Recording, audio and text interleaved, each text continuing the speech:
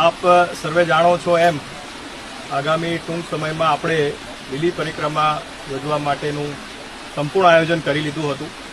ગઈ 25મી તારીખે અમારી ટીમ દ્વારા પણ નિરીક્ષણ કરવામાં આવ્યું હતું, પરંતુ ત્યારબાદ જે વરસાદની પરિસ્થિતિ નિર્માણ થઈ છે અને એના લીધે પરિક્રમાના જે પણ રૂટ છે એ ધોવાઈ ગયા છે. કાદવ કીચડ ખૂબ મોટા પ્રમાણમાં થઈ ગયું છે.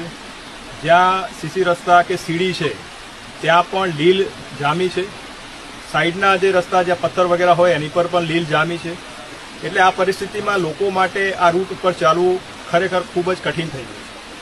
જો મોટી સંખ્યામાં લોકો અંદર જાય અને ફસાય તો તંત્ર માટે પણ એમને બચાવવા માટેની ખૂબ મોટી મુશ્કેલી સર્જાઈ શકે છે. એટલે જે છેલ્લી પ્રેસ કોન્ફરન્સ કરી હતી ત્યારે મેં આપ સર્વેને જણાવ્યું હતું કે આપણે 31 તારીખ સુધી આમાં રાહ જોઈએ, ત્યારબાદ જે પરિસ્થિતિ હોય એ જોઈ અને નિર્ણય કરશું. એટલે આજે 31 તારીખે આપણે સ્થાનિક પૂજ્ય સાધુ સંતો, આપણા એમપી શ્રી, એમએલએ શ્રી, ઉતારા મંડળના પ્રતિનિધિશ્રી, અધિકારીગણ તમામ સાથે આજે એક રૂટનું ઇન્સ્પેક્શન કર્યું અને એના આધારે જણાય છે કે પરિસ્થિતિ ખરેખર ખૂબ વિકટ છે.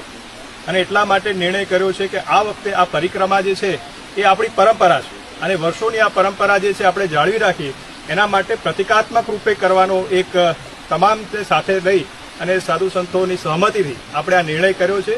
એટલે મારી ખાસ વિનંતી છે કે આ વખતે આપણે આ પરિક્રમાને માત્ર પ્રતિકાત્મક રૂપે જ કરીએ અને જે પણ લોકો આમાં આ પરિક્રમામાં આવવાનું આયોજન કરી રહ્યા હતા એમને મારી બે હાથ જોડીને નમ્ર વિનંતી છે કે આપ આ આયોજન છે એ હાલ પૂરતું જે છે એ આ વર્ષ પૂરતું આપ ટાળશો અને અત્રે જે વહીવટીતંત્ર વ્યવસ્થા કરે છે, જે વ્યવસ્થા ઊભી કરી રહ્યા છે એમાં આપને સહકાર આપશો એવી મારી આપ સર્વેને નમ્ર વિનંતી છે.